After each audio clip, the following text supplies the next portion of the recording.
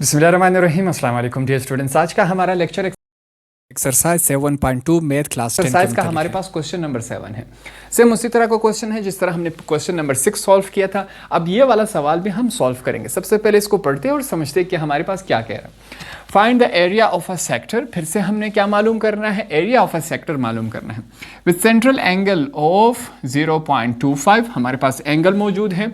Radian angle के साथ जो यूनिट होता है वो रेडियन होता है। In a circular region whose radius is 3 metre. अब हमारे पास फिर से दो चीज़ें दी गई हैं, एक तो एंगल दिया गया है, दूसरा हमारे पास रेडियस दिया गया है। क्या फाइंड आउट करेंगे? एरिया ऑफ अ सेक्टर हमने मालूम करना है। सिंपल क्वेश्चन है, स्टार्ट करते हैं। सबसे पहले हम क्या लिखेंगे? हम एंगल लिखेंगे, हमारे पास मौजूद है। ये हमने एंगल लिख लिया। एंगल को हम किस चीज़ से जाहिर करते हैं? थीटा से, ठीक है। अब यहाँ पर हमारे पास एंगल क्या है? 0.25, ये हमने लिखा। आगे चलते हैं। नेक्स्ट हमारे पास क्या है? रेडियस। यहाँ पर हम रेडियस लिखेंगे। रेडियस को हम किस चीज़ से जाहिर करते हैं? आर से। छोटा जो आर होता है, हमारे पास वैल्यू क्या है? 3 मीटर हमारे पास वैल्यू है। अब जो हमें मालूम नहीं है वो क्या है? एरिया ऑफ आ सेक्टर, वो हमने मालूम करना है। एरिया ऑफ आ सेक्टर जिसे हमने मालूम करना है, इसे हम किस चीज़ से जाहिर करते हैं? ए से। और हमारे पास ये फाइंड आउट नहीं है, हमें इसको मालूम करना है। यहाँ तक बात क्लियर हो गई।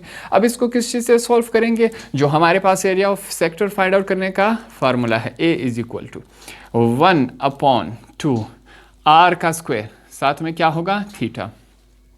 अब रेडियस और थीटा की वैल्यू हमारे पास मौजूद है। ये दोनों वैल्यूज उठा के इसमें हमने पुट कर देना है।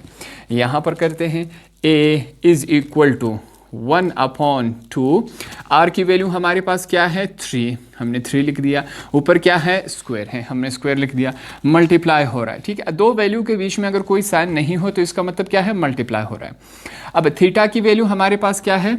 0.25, ये हमारे पास वैल्यू है। आगे चलते हैं। a इज इक्वल टू, फिर से 1/2 लिखेंगे। 3 का स्क्वायर क्या होता है? 3 3s are 9 होता है। हमने यहाँ पर मैं क्या लिखूंगा? 9 ही लिखूंगा।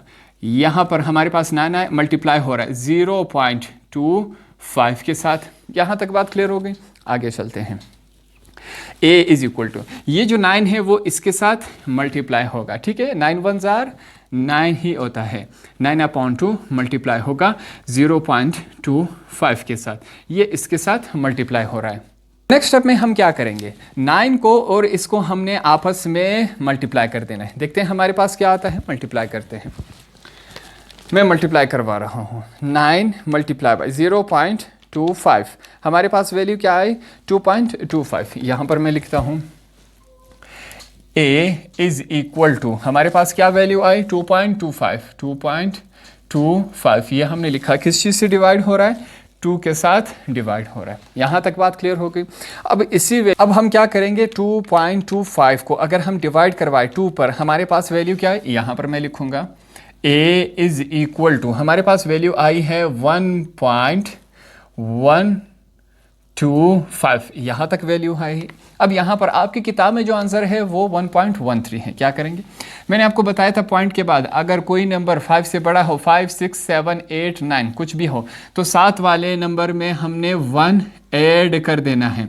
ये वाला नंबर 5 है, 7 वाला नंबर में 1 ऐड करेंगे, हमारे पास वैल्यू क्या आएगी? a इज इक्वल टू 1.1, 2 में 1 ऐड कर देंगे, क्या बन जाएगा? 3 बन जाएगा। साथ में मीटर का स्क्वायर लगा देंगे। ये हमारे पास क्या हुआ? ये हमारे पास एरिया ऑफ अ सेक्टर का आंसर है, हमने फाइंड आउट कर दी। यहाँ तक बात क्लियर हो गई।